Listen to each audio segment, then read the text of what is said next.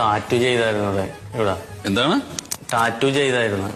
എന്താ സ്വീറ്റി ആ അപ്പൊ അവളോട് ആത്മാർത്ഥമായ സ്നേഹം ഉണ്ടെങ്കിൽ എന്നോട് കൂടെ ടാറ്റു ചെയ്യാൻ പറഞ്ഞു അവളുടെ പേര്. പിന്നെ ഇപ്പൊ എന്തിനാ വായിക്കണതിന്? ഇപ്പൊ അവള് വേറൊരുത്തന്റെ കൂടെ പോയി. ആ അപ്പൊ ഇത് ഇവിടെ കിടന്നിട്ട് വേറൊന്നും സെറ്റ് ആകണമില്ല. ഞാനിതും ചോദിച്ചുകൊണ്ട് നടക്കണല്ലോ. എന്താ തൊഴില്? ഒന്നും ആയിട്ടില്ല, നോക്കണം.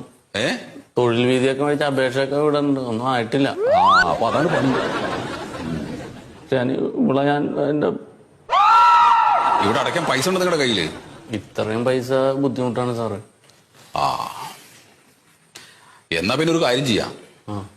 ഇപ്പോ നിങ്ങൾ പ്രേമിച്ച പെൺകുട്ടി പോയി എന്നല്ലേ പറഞ്ഞു വേറെ ആളുടെ കൂടെ? പോയോളൂ. അവളെ ഒന്നുകൂടെ പോയി കണ്ടിട്ട് തിരിച്ചു വിളിക്കാൻ പറ്റുമോ നോക്കുക. അവൻ വെറും കച്ചറയാണ് സാറേ, അവൻ എന്നെ തല്ലും.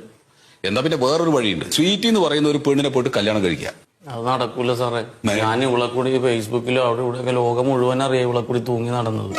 ഇനി ആരും അങ്ങനെ അടുക്കൂല എന്റെ അടുത്ത്.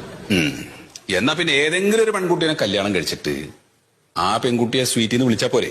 എനിക്ക് വൃത്തികെട്ടവളുടെ പേരെന്റെ കവളത്തുനിന്ന് കളയണം സാറേ, അതാണ് എന്റെ പ്രധാനം. അങ്ങനെയെങ്കിലും ഒന്ന് കളയും. അല്ലെങ്കിൽ വേറൊരു കാര്യമുണ്ട്, താടി വളർത്തിക്കോ, എന്നാലും അറിയില്ല. അത് വരണ്ടേ? 3 മാസം നോക്കിയാലും സെക്കൻഡ് ഷോനെ ആളിരിക്കണ പോലെ 3-4 അവിടെ ഇവിടെയൊക്കെ വരും. താടി വന്നില്ല.